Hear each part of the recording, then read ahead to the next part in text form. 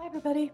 Scholars suggest that loneliness is an epidemic in our society. Everyone feels lonely at one time or another, but these days it's more complex and harder to foster and keep relationships with others. Some of this is due to the fast pace of life, technology that sucks our time, competition with others at the workplace and elsewhere, workism type beliefs, stranger danger mindset left over from childhood, and other types of beliefs and experiences. Let's face it, we are hardwired to seek friendships and connections.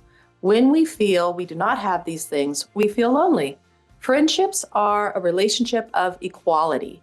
They are essential for feeling valued. Without friendships, we feel alone, but other relationships can also create connection. We need close friends, tribes, and acquaintances to find belonging. This is the I Care About You podcast, and I'm Juliana J. And today we're talking about loneliness. Why do you feel lonely?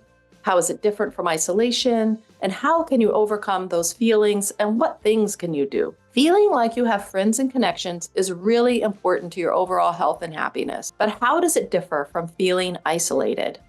What is the difference? The definition of loneliness is different from isolation. Isolation overall is a choice of some kind.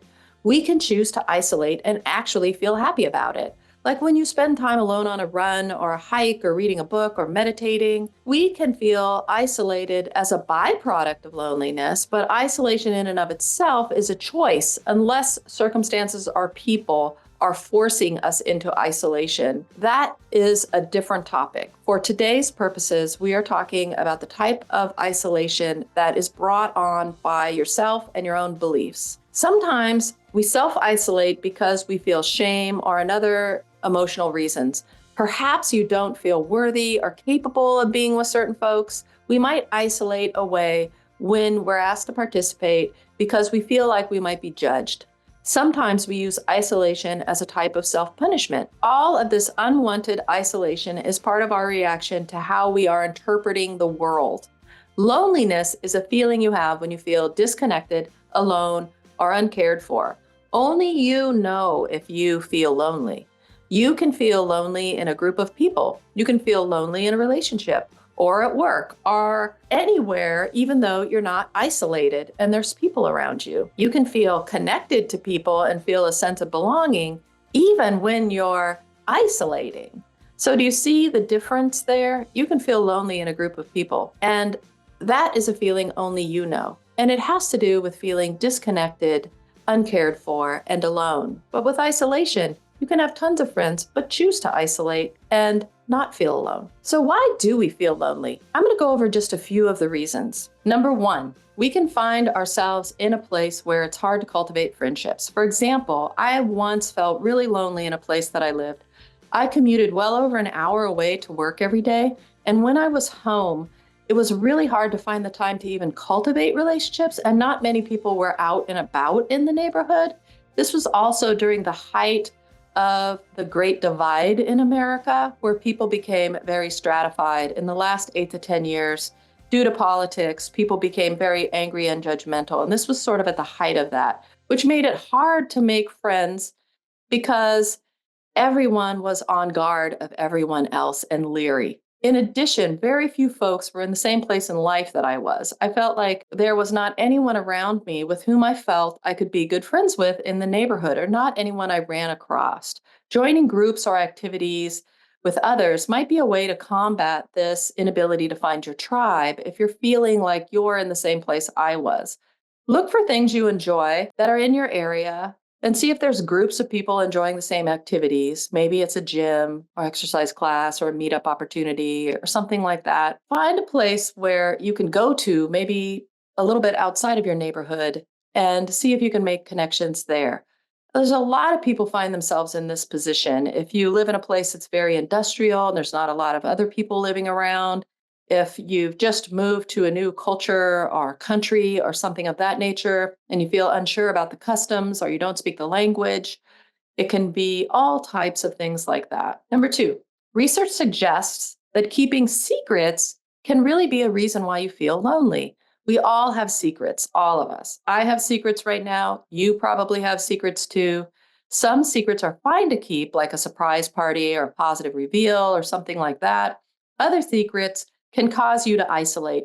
When you choose to keep a secret, you choose loneliness because you keep it to yourself and you don't share it. It may be because we feel some shame or guilt, or because we feel like we will lose respect or value if we expose a secret. We isolate to avoid the exposure. It keeps us from being vulnerable, and being vulnerable is a key component to deeper connections. Being able to be vulnerable, like when you tell someone a secret and you're met with understanding and care, your relationship deepens. Being honest with people and divulging our secrets can be a profound way to be seen, heard, and known. This leads to deeper relationships and greater intimacy. And I'm not just talking about sexual intimacy, but intimacy shared between close friends. You have each other's backs, you love each other, flaws and all. There is a profound acceptance in that type of relationship. Acceptance opens opportunities for relationships. When you feel alone, when you aren't accepted, or you feel like you're not accepted, it could not even be a truth. It could just be something you think. People won't accept you if they knew this secret.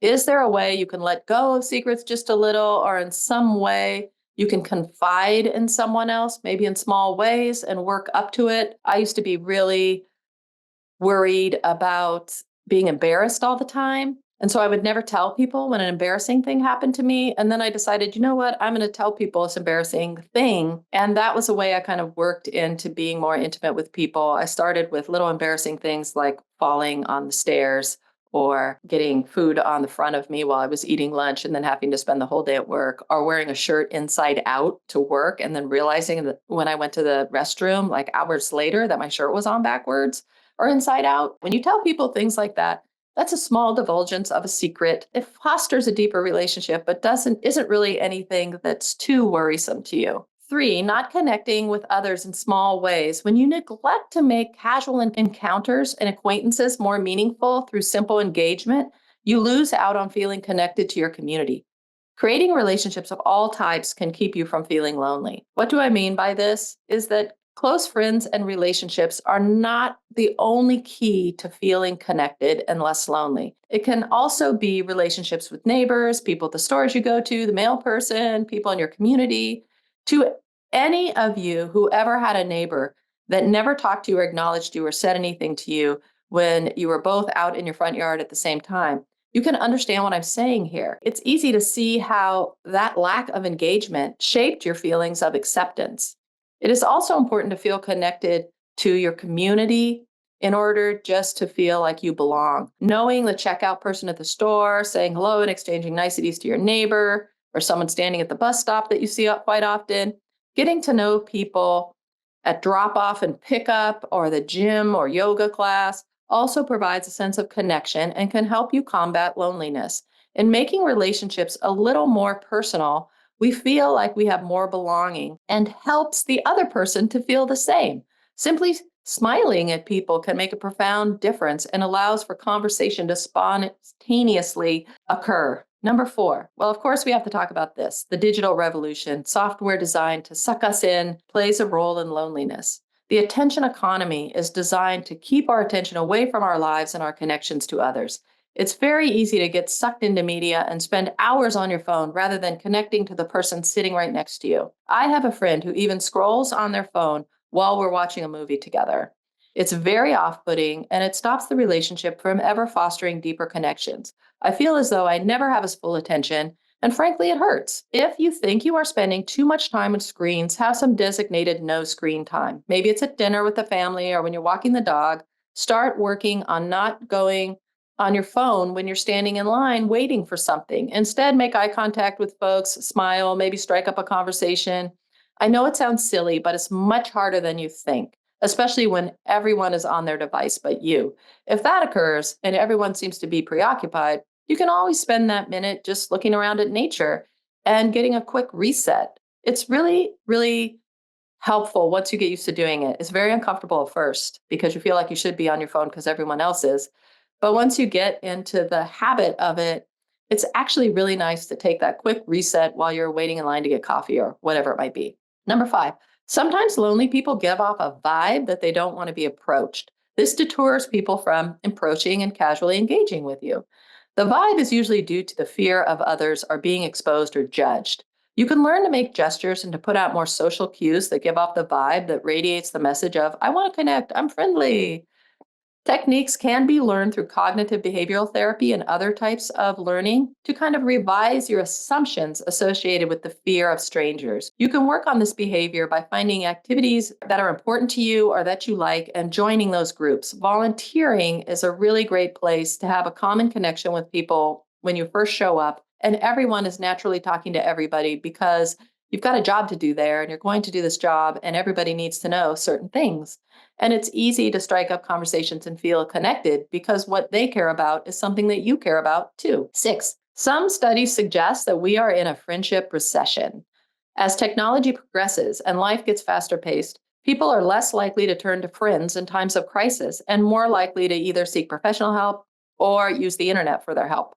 I'm so guilty of this myself. Over time, we find ourselves in relationships that are not as deep as they could be because we're not fostering the relationship in the same ways that we used to.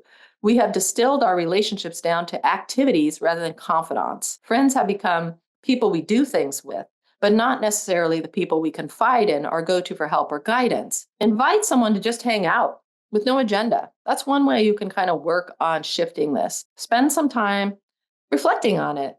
Can you promote deeper friendships with deeper conversations? And what would those look like? And who would those people be? 7, friendships must be cultivated. This is another thing I'm extremely guilty of. They don't happen on their own. Having friends starts by admitting you need one. And sometimes that's really hard for people because it's a very vulnerable space to be in. This can also invoke a sense of shame because you don't have a friend. You think to yourself, people are going to wonder why I don't have a friend. So therefore, I must not be good enough because I don't have friends. It can be because we are afraid to put ourselves out there. Social media may make us feel like we're the only person in the entire world that doesn't have friends because everyone else's feed seems to be filled with them. So it's important to have friends that we do fun things with, like you see on social media, but it's also important to have close friends that we confide in. So why are these connections so important? People in relationships offer different things that we cannot easily find on our own. The flavor is different. So we might be able to give ourselves these things, but the flavor is different when someone else gives you the same thing. So here's some examples: validation, belonging, meaning, connection, understanding, compassion, intimacy, emotional support, guidance, help. People can help provide opportunities for you. They can be better for your physical and mental health. And relationships combat sadness. When someone is there for you, it's a very different experience than when you're there for yourself. Both are extremely valuable, but both offer something different to our well-being. We can have self-compassion, but we also need compassion from others. Where do we find friends? Studies also suggest there's 4 places. You can find friends at an actual place like a school or a work, a building of some kind that you routinely go to for something. Situations can bring people together, like a friend's birthday party or a play date or a concert where you strike up a conversation with a complete stranger, and that works itself into a friendship. Participating in activities, we talked about this earlier, such as sports or volunteering. And of course, you can find friends online. How does loneliness affect your health?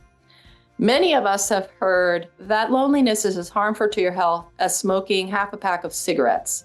And what do they mean by that? Studies show that people with strong social bonds are less likely to die at any given year than those without strong social bonds.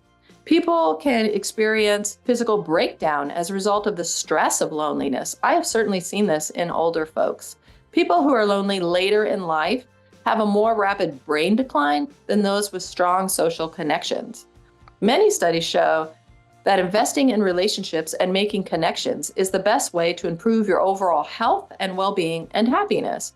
Loneliness can be a factor in depression, lack of self-worth, negative self-talk, and as we talked about earlier, stress and undue worry about secrets and judgments. Loneliness can keep you from being in touch with your feelings and the world around you.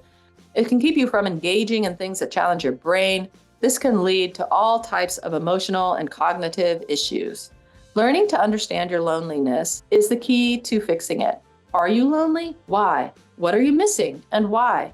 How can you get more of the things that will provide friendship opportunities? What are you doing that is holding you back from deeper connections? I hope this answered some of your questions about loneliness. I hope it gives you a few things to work with. But for now, know that I love you and I support you, and we're all in this together. And please like and subscribe. Thank you so much for your support.